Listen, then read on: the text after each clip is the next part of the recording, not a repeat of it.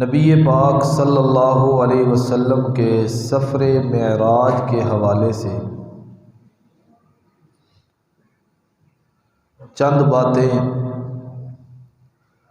گزشتہ جمعہ میں نے آپ حضرات کے سامنے عرض کی، اسی سلسلہ کی یہ ایک کڑی ہے آج کی گفتگو کہ نبی پاک صلی اللہ علیہ وسلم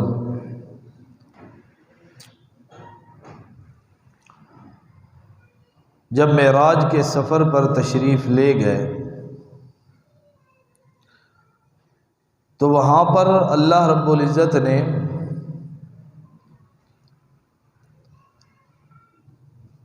آپ کے سامنے عجائبات عالم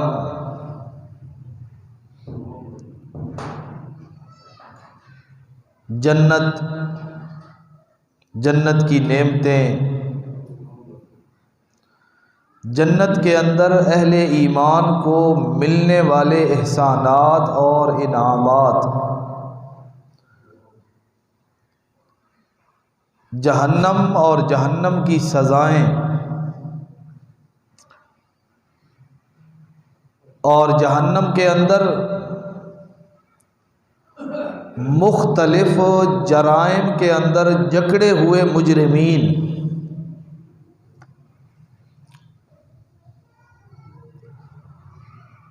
اور ان مجرمین کو ملنے والی سزائیں اور سختیاں،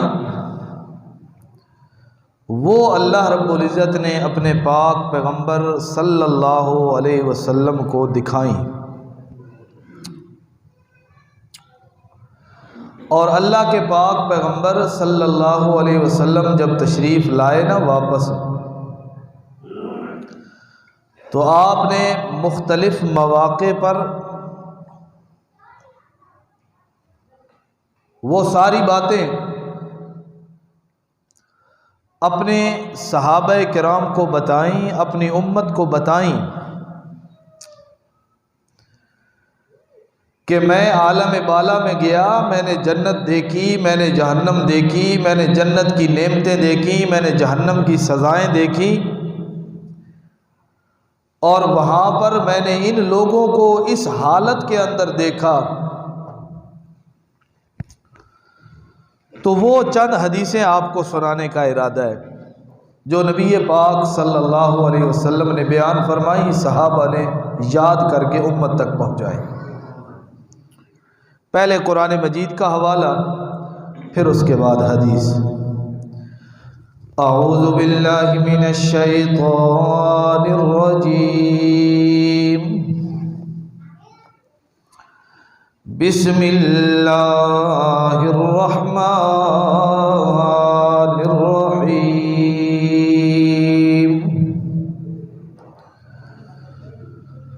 سبحان الذی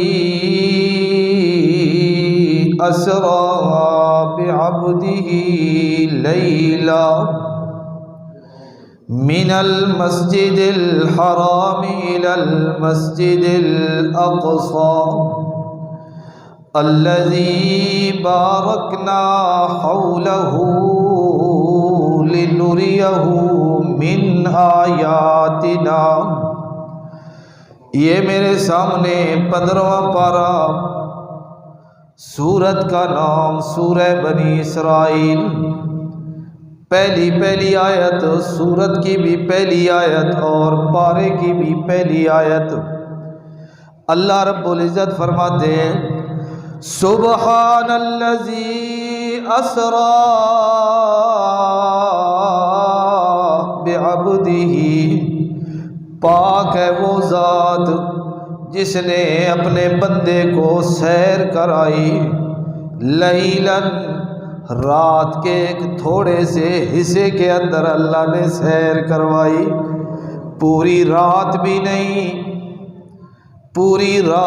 نہیں، اللہ فرماتے ہیں لیلاً، رات کا تھوڑا سا حصہ، اس تھوڑے سے حصہ میں نے اپنے بندے کو، اور بندہ بھی کون؟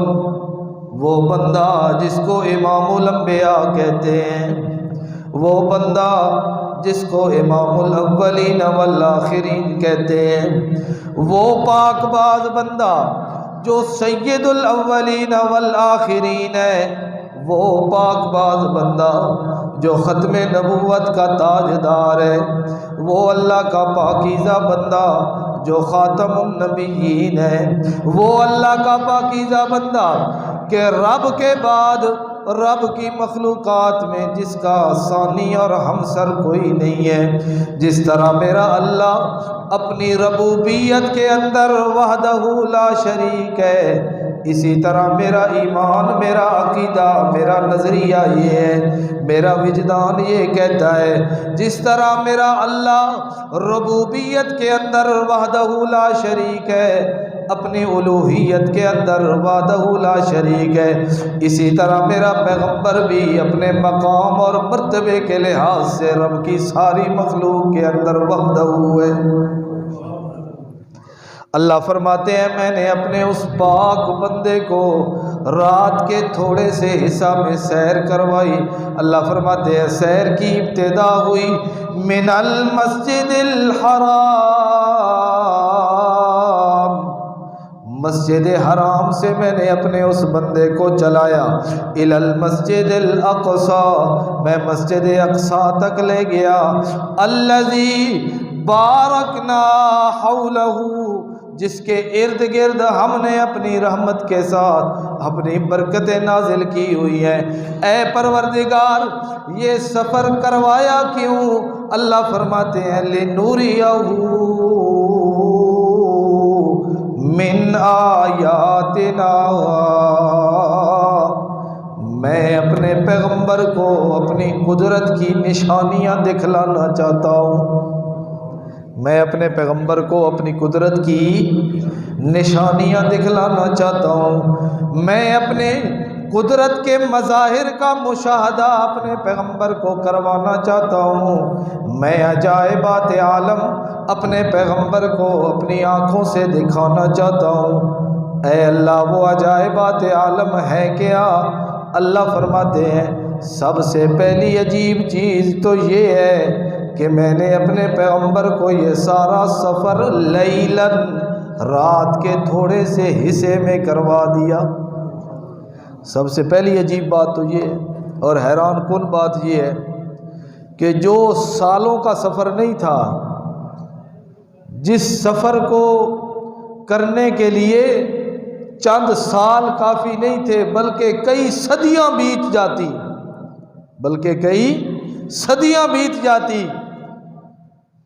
پھر بھی وہ سفر مکمل نہ ہوتا، اور میں نے اپنے پیغمبر کو وہ ہزاروں سال کا سفر لیلاً، رات کے تھوڑے سے حصے میں کروا دیا۔ اللہ، اس لیے اللہ تعالیٰ نے جب اس واقعہ کو شروع کرنے کا ارادہ کیا نا، تو اللہ نے لفظ کون سا شروع کیا؟ سبحان الذی، اللہ نے لفظ کون سا بولا؟ سبحان، اللہ نے کیا بولا؟ سبحان، اونچی آواز سے آپ بھی کہہ دیں، اللہ نے کیا کہا؟ سبحان۔ اللہ یہ سمجھانا چاہتے ہیں یہ سبحان کا لفظ آتا بھی اسی جگہ پہ ہے جہاں پر بندوں کی طاقتیں ختم ہو جاتی ہیں، جہاں پر بندوں کے اسباب ختم ہو جاتے ہیں، اور جہاں پر میرے اللہ کی حکومت جہاں سے شروع ہوتی ہے نا، وہاں پر اللہ لفظ بولتے ہیں سبحان۔ وہاں پر اللہ کیا لفظ بولتے ہیں؟ سبحان۔ یہ دنیا کے کسی آدمی کی طاقت اور مجال نہیں ہے، یہ میں اللہ کی شان اور اللہ کا کمال۔ اللہ لِنُرِيَهُ مِنْ آیَاتِنَا، اللہ فرماتے ہیں میں نے اپنے پیغمبر کو اپنی قدرت کی نشانیاں دکھلانی تھی، میں نے وہ نشانیاں دکھلانے کے لیے اپنے پیغمبر کو یہ سیر کروائی۔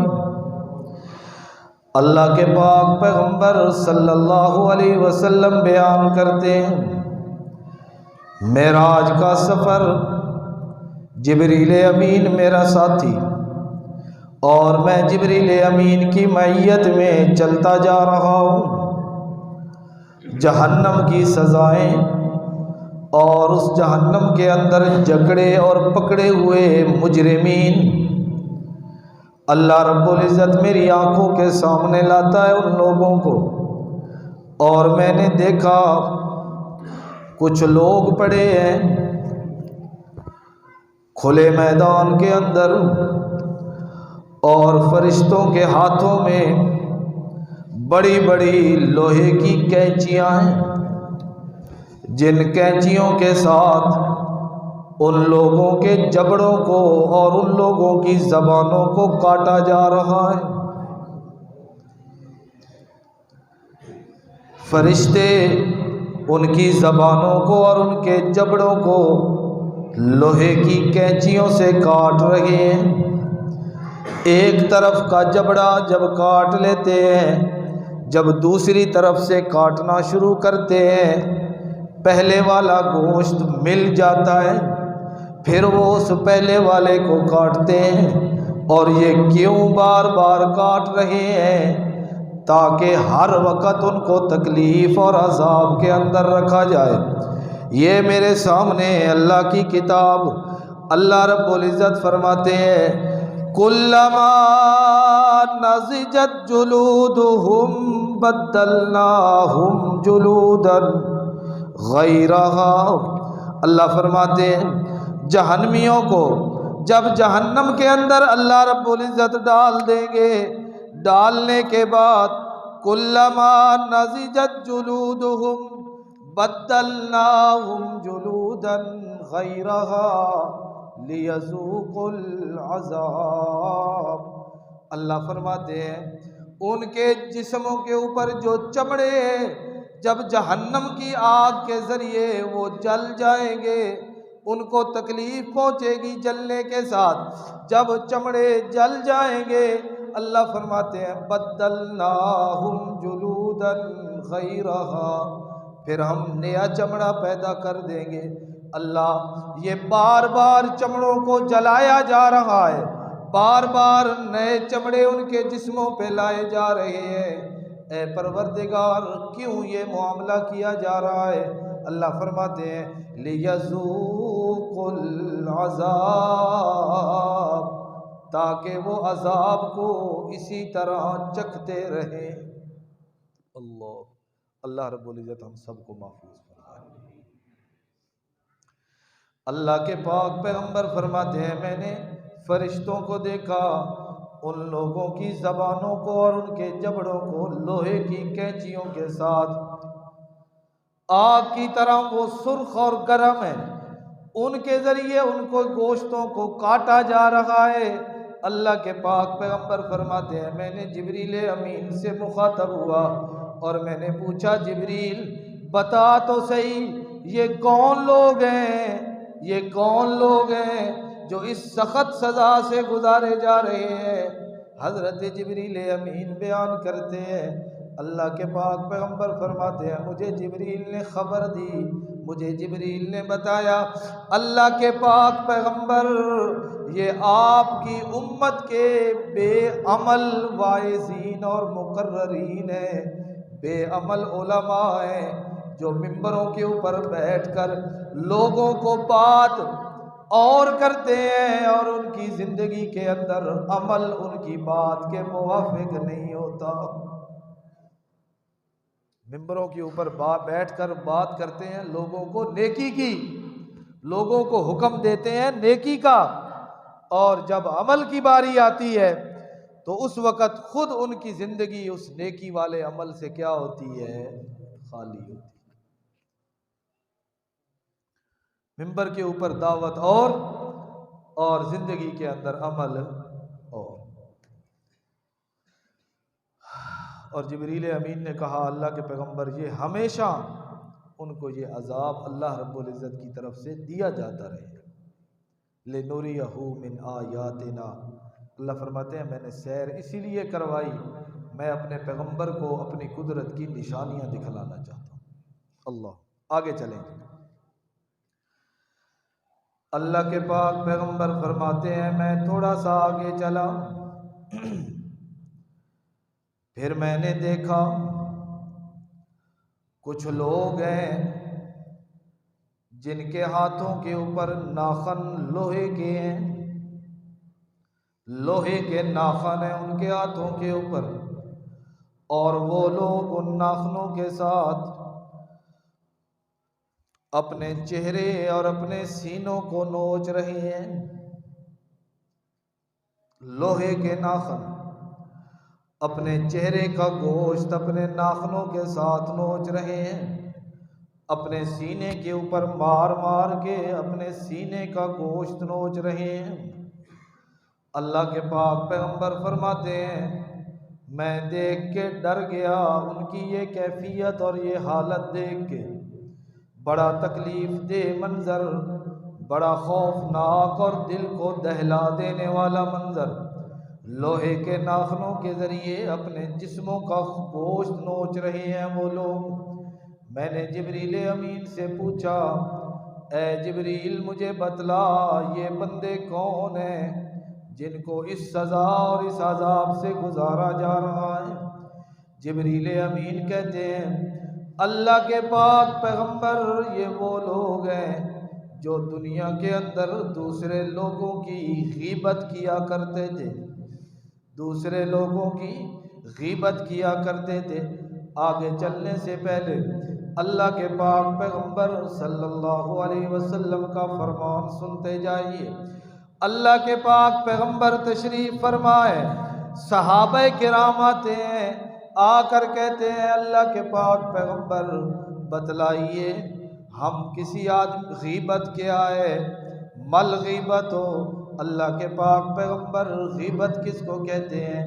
اللہ کے پاک پیغمبر فرماتے ہیں ذکروں کا آخا کا بما یکرہ، تو اپنے بھائی کا ذکر ان الفاظ کے اندر کر کہ جن الفاظ کو وہ بندہ ناپسند سمجھتا ہے، اس کا نام غیبت ہے۔ صحابہ کرام نے پوچھا اللہ کے پاک پیغمبر ہم جو بات کریں، جو تذکرہ کریں، وہ غلطی، وہ جرم، وہ قصور اس بندے کے اندر اگر ہو تو اس کو بھی کیا غیبت کہتے ہیں؟ اللہ کے پاک پیغمبر فرماتے ہیں اگر تم اس کی ایسی برائی کا تذکرہ کرو جو اس کے اندر موجود ہے، غیبت اسی چیز کا نام ہے، اور اگر تم اس کی ایسی برائی کا تذکرہ کرو جو اس کے اندر نہیں ہے، اللہ کے پاک پیغمبر فرماتے ہیں فقد بہتہ، پھر غیبت تو نہیں، پھر یہ تو غیبت سے بھی بڑھ کے بہتان بن گیا، پھر تو یہ غیبت سے کیا ہو گیا؟ اوپر ہو گیا، پھر تو یہ بہتان بھی ہے، پھر تو اس کی اور زیادہ سزا ہے۔ اللہ اکبر۔ یہ میرے سامنے 26واں پارہ، سورت کا نام سورت الحجرات۔ اللہ رب العزت فرماتے ہیں وَلَا يَغْتَبْ بَعْضُكُمْ بَعْضًا، اللہ فرماتے ہیں ایک دوسرے کی غیبت نہیں کرنی، ایک دوسرے کی غیبت نہیں کرنی۔ أَيُحِبُّ أَحَدُكُمْ أَن يَأْكُلَ لَحْمَ أَخِيهِ مَيْتًا فَكَرِهْتُمُوهُ، اللہ فرماتے ہیں غیبت کرنا ایسا ہے جیسے تم اپنے مردہ بھائی کا گوشت کھا رہے ہو۔ غیبت نہ زندہ کی کرنی ہے نہ مردہ کی کرنی ہے۔ غیبت نہ کسی زندہ بھائی، زندہ انسان کی کرنی ہے، اگر مر جائے اس کی بھی غیبت نہیں کرنی۔ اللہ کے پاک پیغمبر فرماتے ہیں لا تسبوا الاموات، مرے ہوئوں کو گالیاں نہ دیا کرو۔ اللہ کے پاک پیغمبر فرماتے ہیں اذکروا موتاکم بالخیر، مرنے والوں کا تذکرہ اچھے الفاظ کے اندر کیا کرو۔ اللہ کے پاک پیغمبر صلی اللہ علیہ وسلم کے صحابی ہیں، ان کا نام حضرت معاذ اسلمی ہے۔ اللہ کے پاک پیغمبر کے پاس آتے ہیں، آ کر اپنے جرم کا اقرار کرتے ہیں کہ اے اللہ کے پاک پیغمبر مجھ سے یہ بدکاری والا جرم ہو گیا، مجھ سے یہ گناہ ہو گیا۔ اللہ کے پاک پیغمبر اللہ کے حکم کے مطابق مجھے پاک کر دیجئے، میرے اوپر حد جاری کر دیجئے، میرے اوپر اللہ کی طرف سے جو مقرر شدہ سزا ہے وہ جاری کر دیجئے۔ اللہ کے پاک پیغمبر صلی اللہ علیہ وسلم حضرت ماعز کے بار بار اقرار کرنے کے بعد حضرت ماعز کو صحابہ کرام کے حوالے کر دیتے ہیں کہ جا کر اس کو آدھا زمین کے اندر دفن کر کے پتھروں کے ذریعے مار مار کے اس بندے کو سنسار کر دو، اللہ کی طرف سے اس بندے کی سزا یہی ہے۔ صحابہ کرام حضرت ماعز اسلمی رضی اللہ تعالیٰ عنہ اس کو جا کے سنسار کر دیتے ہیں۔ حضرت ماعز اسلمی فوت ہو گئے، اسی حالت کے اندر ان پہ موت آ گئی۔ اللہ کی شان، صحابہ کرام آپس کے اندر بیٹھے ہیں، ایک صحابی کی زبان سے نکلتا ہے، یار ماعز نے جو جرم کیا تھا، جو گناہ کیا تھا، اس گناہ کا کسی کو علم تو نہیں تھا، اس نے خود بخود آ کے اقرار کیا، اور کیسی موت مرا ہے، اور کیسی موت مرا ہے۔ بلکہ حدیث کے اندر آتا ہے ایک آدمی کی زبان سے نکلا ماتا میتت القلب، ماتا میتت القلب، کتے کی موت۔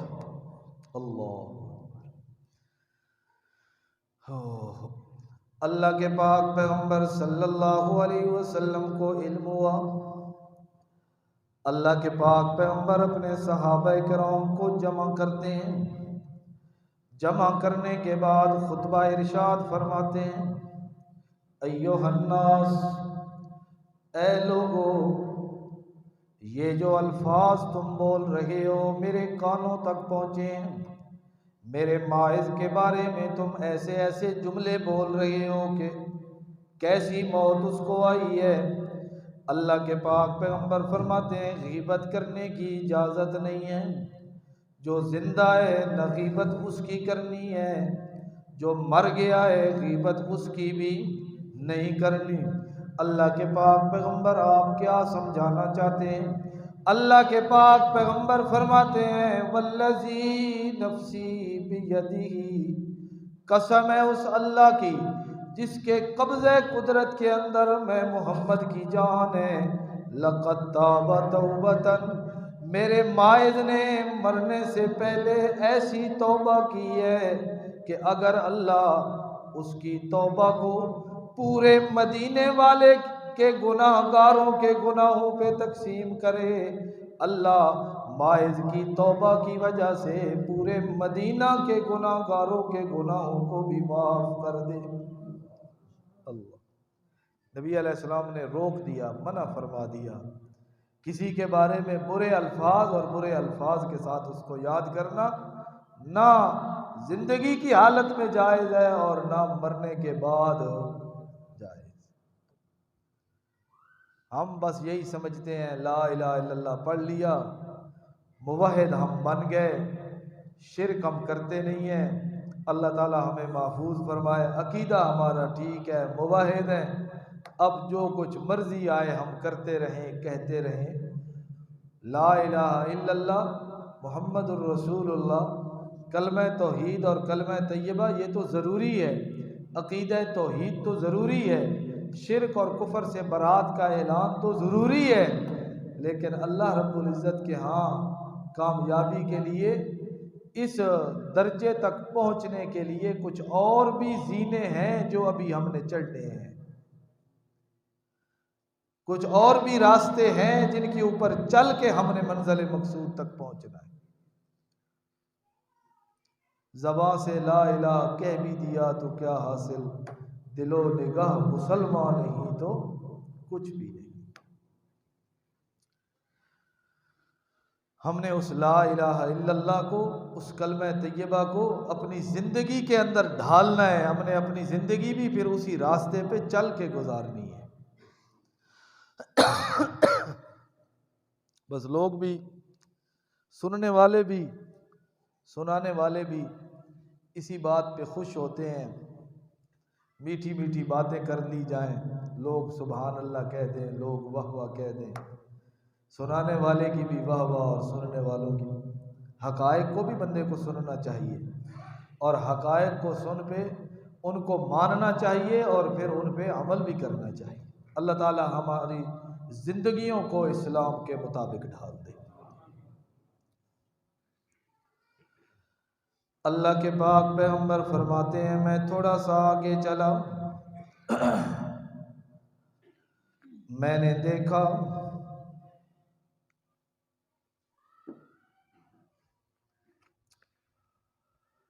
اللہ کے پاک پیغمبر فرماتے ہیں میں تھوڑا سا آگے چلا اور میں نے دیکھا ایک آدمی پانی کے اندر تیر رہا ہے اور پتھر ہیں اس کے ہاتھ کے اندر اور وہ ان پتھروں کو کھا رہا ہے۔ ایک بات، دوسری، اللہ کے پاک پیغمبر فرماتے ہیں میں نے دیکھا کچھ لوگ پڑے ہیں کھلے میدان کے اندر، بڑے بڑے ان کے پیٹ ہیں جیسے پہاڑ ہوتا ہے، اور وہ اٹھنے کی کوشش کرتے ہیں، اٹھ نہیں پاتے، گر جاتے ہیں دوبارہ۔ تیسری بات، اللہ کے پاک پیغمبر فرماتے ہیں میں نے دیکھا بڑے بڑے پیٹ ہیں ان کے، اور ان کے پیٹوں کے اندر سانپ اور بچھو بھرے ہوئے ہیں اور مجھے نظر آ رہے ہیں۔ اللہ کے پاک پیغمبر صلی اللہ علیہ وسلم فرماتے ہیں میں ڈر گیا، خوف زدہ ہو گیا ان لوگوں کی یہ حالت دیکھ کے کہ پتھر کھا رہے ہیں، بڑے بڑے پیٹ ہیں، پیٹوں کے اندر سانپ اور بچھو ہیں اور وہ اٹھنا چاہ رہے ہیں اور اٹھ نہیں سکتے۔ میں نے جبریل امین سے پوچھا جبریل امین بتلا یہ کون لوگ ہیں جو اس سخت تکلیف اور اس سخت عذاب کے اندر ہیں؟ اللہ کے پاک پیغمبر صلی اللہ علیہ وسلم فرماتے ہیں مجھے جبریل امین نے بتلایا اللہ کے پاک پیغمبر یہ آپ کی امت کے وہ لوگ ہیں جو دنیا کے اندر، جو اپنی زندگی کے اندر سود کھایا کرتے تھے۔ سود، اللہ کے پاک پیغمبر فرماتے ہیں لعن اللہ آکل الربا وموکلہ وکاتبہ وشاہدیہ۔ سود اتنا بڑا جرم ہے، اللہ کے پاک پیغمبر فرماتے ہیں سودی معاملہ اس کی وجہ سے 4 بندوں پہ اللہ کے پاک پیغمبر لعنت فرما رہے ہیں۔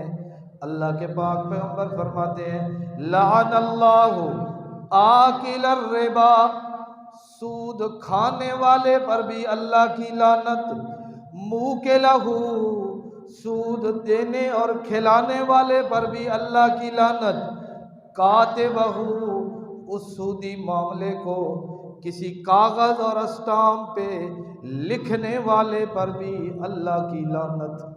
اللہ، کھانے والے پر بھی اللہ کی، کھلانے والے پر بھی اللہ کی، اور جس نے وہ سود کا معاملہ اور وہ ایگریمنٹ جس نے لکھا کاغذ کے اوپر، اسٹامپ کے اوپر، اللہ کے پاک پیغمبر فرماتے ہیں اس لکھنے والے پر بھی اللہ کی لعنت۔ اور چوتھی، نبی علیہ السلام فرماتے ہیں اس تحریر اور اس لکھائی کے اندر جو اس نے 2 گواہ بنائے، جو اس نے 2 گواہ بنائے اور ان گواہوں نے بھی آ کر کیا کیے، نیچے اپنے دستخط کیے، اللہ کے پاک پیغمبر فرماتے ہیں گواہ بننے والوں پر بھی اللہ کی لعنت ہے۔ بہت بڑا جرم ہے، اور آج کل تو اللہ رب العزت معاف فرمائے اور اللہ تعالی ہم سب کی حفاظت فرمائے، اللہ تعالی ہماری کیا فرمائے؟ حفاظت فرمائے اس لعنت سے، اس برائی سے۔ بہت بڑا جرم ہے، بہت بڑا جرم ہے۔ قرآن مجید میں اللہ فرماتے ہیں نا فَإِن لَّمْ تَفْعَلُوا، اللہ تعالیٰ پہلے کہتے ہیں چھوڑ دو یہ کام، بچ جاؤ، میں نے حرام کیا ہے اس کام کو اور اس معاملے کو، سود والے معاملے کو، چھوڑ دو اس کو، بچ جاؤ اس سے۔ آگے اللہ جا کر کہتے ہیں فَإِن لَّمْ تَفْعَلُوا، اگر تم نے ایسا نہ کیا نا اور تم اسی معاملے میں پڑے رہے اور سود کھاتے اور کھلاتے رہے تو اللہ فرماتے ہیں پھر پتہ ہے فَأْذَنُوا بِحَرْبٍ مِّنَ اللَّهِ وَرَسُولِهِ، پھر یوں سمجھو تم اللہ اور اس کے رسول کے خلاف اعلان جنگ کر رہے ہیں، پھر اعلان جنگ ہے اللہ اور اللہ کے رسول کے خلاف۔ تو جب بندہ اللہ اور اللہ کے رسول کے مقابلے میں جنگ کرنے کے لیے آ جائے تو وہ بندہ کامیاب ہو سکتا ہے، جس کے بارے میں رب خود کہیں کہ میرا اس بندے کے ساتھ اعلان جنگ ہے۔ اور جنگ میں کیا ہوتا ہے؟ دشمن کو مارنا ہوتا ہے، یہی ہوتا ہے۔ جب لڑائی ہوتی ہے فریقین آمنے سامنے آتے ہیں تو جنگ اور لڑائی میں کیا ہوتا ہے؟ ہر فریق دوسرے کو نیچا دکھانا، شکست دینا، مارنا، ختم کرنا اور اس کے مال و اسباب پہ قبضہ کرنا، یہ جنگ کا انجام اور انتہا ہے۔ اور ایک طرف اللہ اور اللہ کا رسول ہے اور دوسری طرف وہ سود خور ہے، یہ اللہ کے مقابلے میں کھڑا ہے اور اللہ کے ساتھ یہ جنگ کر رہا ہے اور رب کے مقابلے میں آ گیا۔ تو آپ کیا کہتے ہیں؟ جو رب کے مقابلے میں آئے وہ رب سے جیت سکتا ہے؟ پھر اس کا مال و اسباب محفوظ رہے گا، پھر اس کے گھر میں برکت آئے گی، پھر اس کے گھر میں رحمت آئے گی؟ کسی صورت کے اندر یہ بات ممکن نہیں ہے کہ جس چیز کو رب نے حرام کہا ہو ہم وہ کام کریں، ہم وہ چیز استعمال کریں، ہماری غذا کا حصہ بنے، ہمارے لباس کا حصہ بنے۔ ہم حرام کھا کر، حرام پہن کر، حرام کھا پی کر اپنی اولادوں کو کھلا کے اور حرام کے ذریعے اپنی جائیدادیں مربع اور زمینیں بنا کے اور حرام کے ذریعے اپنے کاروبار اور دکانیں بنا کے اور چمکا کے کبھی بھی اللہ کے ہاں کامیاب ہو سکتے نہیں، پکی بات ہے۔ اتنے طریقے اور ایسے خوشنما نعرے غیر مسلموں کی طرف سے، اصل اس کی بنیاد تو غیر مسلم ہے، ان کی طرف سے خوشنما نعرے دے کر انہوں نے یہ کام بالخصوص سود کا یہ مسلمانوں کے اندر عام کر دیا۔ یہ جو مختلف این جی اوز ہیں، کہیں NRSP ہے، کہیں یہ وہ کوئی اور ہے، کشف ہے، کہیں کوئی اور این جی اوز اور تنظیمیں ہیں، اس سے لوگ جا کے قرضے لیتے ہیں کہ نہیں لیتے؟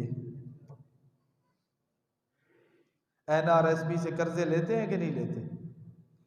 تو وہ قرضہ جو لیتے ہیں وہ کس پہ لیتے ہیں؟ وہ سود پہ ہی لیا جاتا ہے نا۔ تو پھر بندہ پتہ کیا کہتا ہے؟ یار مجبوری ہے۔ بھئی کیا مجبوری ہے؟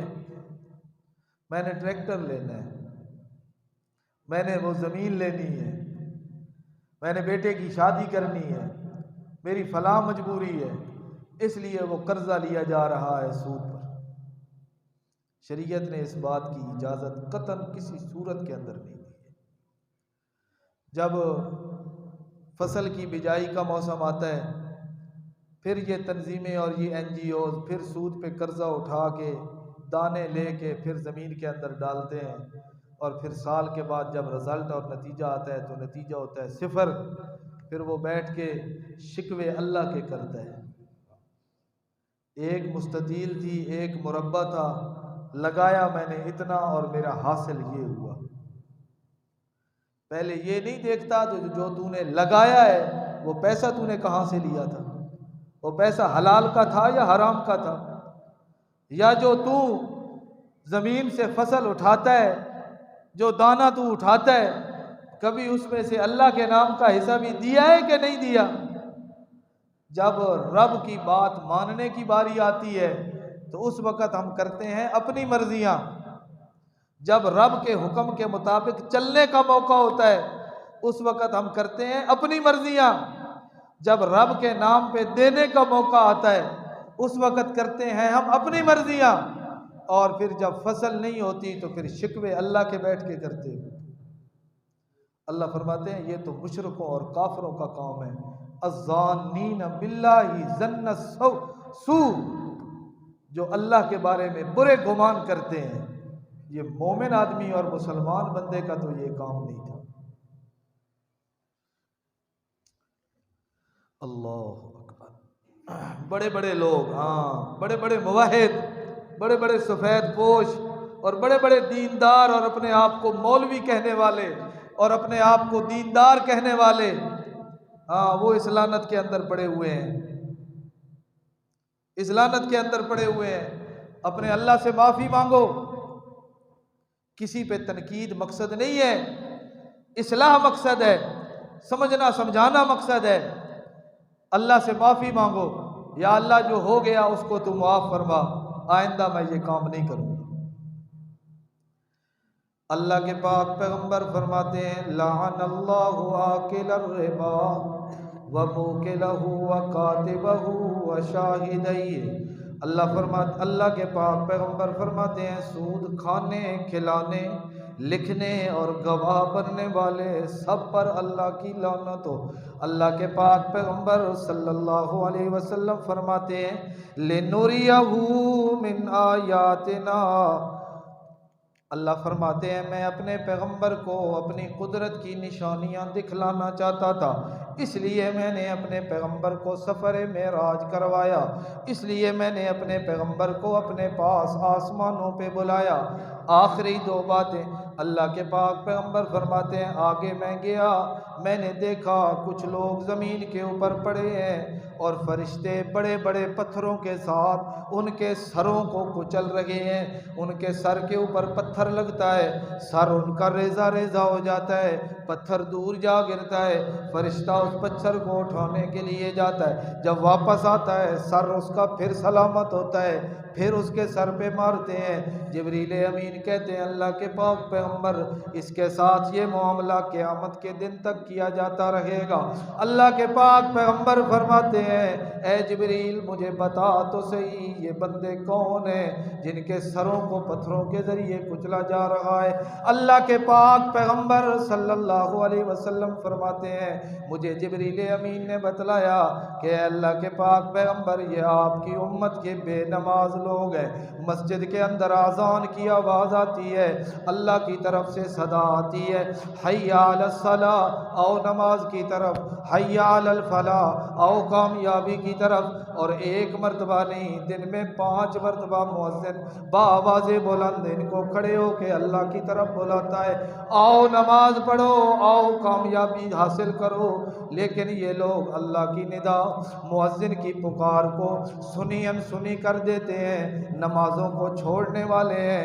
اے اللہ کے پاک پیغمبر بے نمازی کا یہ انجام ہے کہ ان کے سروں کو قیامت کے دن پتھروں کے ذریعے کچلا جائے گا۔ اب ذرا آگے چلیں، اللہ کے پاک پیغمبر فرماتے ہیں اور بھی میں نے لوگ دیکھے حتیٰ کہ میں چلتے چلتے جنت کے اندر داخل ہو گیا۔ اب تھوڑا جنت میں بھی جائیں کہ نہیں؟ ساری جو جہنم کی باتیں ہوئی ہیں سزاؤں کی اور عذابوں کی، اللہ تعالیٰ ہماری حفاظت فرمائے۔ ہاں اللہ کی رحمت پر بھی امید ہے انشاءاللہ، اللہ تعالیٰ ہمیں معافی فرمائیں گے اور اللہ تعالیٰ ہماری جہنم کی سزاؤں سے حفاظت بھی ضرور بضرور فرمائیں گے۔ دل کے اندر اللہ کا ڈر اور خوف ہو جانا چاہیے اور جو ہو گیا اس پہ معافی اور آئندہ نہ کرنے کا عزم ہونا چاہیے۔ اب تھوڑا جنت کی طرف، اللہ کے پاک پیغمبر صلی اللہ علیہ وسلم فرماتے ہیں اب میں جنت کے اندر داخل ہو گیا اور جنت کے اندر دیکھا میں نے محل ہے بڑا خوبصورت، بڑا عالی شان، بڑا بہت بڑا محل ہے، اور میں نے جبریل امین سے پوچھا جبریل یہ محل کس کا؟ حضرت جبریل امین کہتے ہیں اللہ کے پاک پیغمبر یہ آپ کے بھائی عمر کا محل ہے۔ اللہ، کس کا؟ حضرت عمر رضی اللہ تعالیٰ عنہ کا۔ اللہ کے پاک پیغمبر مدینہ طیبہ میں بیٹھے ہیں، حضرت عمر کو کہتے ہیں او میرے بھائی عمر تیرا جنت کے اندر محل میں محمد آنکھوں سے دیکھ کے آئے، یہ عمر کا محل ہے۔ اور اللہ کے پاک پیغمبر فرماتے ہیں میرا جی ہوا، میرے مرضی ہوئی، میرا ارادہ ہوا کہ میں محل کے اندر جاؤں دیکھوں۔ حضرت عمر کہتے ہیں اللہ کے پیغمبر پھر کیوں نہیں گئے؟ نبی علیہ السلام نے فرمایا عمر مجھے تیری غیرت یاد آ گئی، تو بڑا غیرتی ہے، تیرے گھر میں تیری اجازت کے بغیر میں جاؤں، مجھے تیری غیرت کا خیال آیا اور میں تیرے گھر میں اور اس محل میں داخل نہیں ہوا۔ حضرت عمر رو پڑے اور کہنے لگے اللہ کے پیغمبر آپ جائیں میرے گھر میں اور مجھے غیرت آئے، یہ کیسے ہو سکتا ہے؟ اللہ کے پاک پیغمبر فرماتے ہیں میں نے اپنا محل بھی دیکھا، فوقہ عرش الرحمن. توجہ کرنی ہے بات عقیدے کی. اللہ کے پاک پیغمبر فرماتے ہیں میں نے اپنا محل دیکھا جس کی چھت اللہ کا عرش ہے، اور میرے جی میں آیا کہ میں داخل ہو جاؤں. جبریل امین کہتے ہیں جبریل امین نے اللہ کے پاک پیغمبر کا بازو پکڑ لیا اور کہا اللہ کے پیغمبر نانا انہو قد بقی لک من عمرک، اللہ کے پیغمبر ابھی آپ کی دنیا والی زندگی باقی ہے. توجہ، ابھی آپ کی دنیا والی زندگی باقی ہے. جب آپ دنیا کی زندگی پوری کر کے موت کا جام پی کے اللہ کے پاس آئیں گے، پھر یہ آپ کا مستقر اور یہ آپ کا ٹھکانہ ہوگا. اسی لیے ہمارا عقیدہ ہے، اسی لیے ہمارا نظریہ ہے، اسی لیے ہم لوگوں کو یہ بتاتے ہیں کہ میرے پیغمبر موت کے بعد کہاں پر ہیں؟ اونچی آواز سے، جنت کے اندر. کہاں پر ہیں؟ جنت کے اندر. اور آخری بات اللہ کے پاک پیغمبر فرماتے ہیں میں چلتا ہوا جا رہا ہوں اور مجھے قدموں کی آواز آ رہی ہے. میں نے جبریل امین سے پوچھا جبریل بتلا یہ قدموں کی آواز کس کی ہے، یہ اور کون چل رہا ہے؟ اللہ کے پاک پیغمبر کو جبریل امین کہتے ہیں اے اللہ کے پاک پیغمبر یہ آپ کا دوست آپ کا صحابی بلال ہے، چلتا زمین پہ ہے، رب اس کے قدموں کی آواز جنت کے اندر پہنچا دیتا ہے. اللہ پاک عمل کی توفیق عطا فرمائے.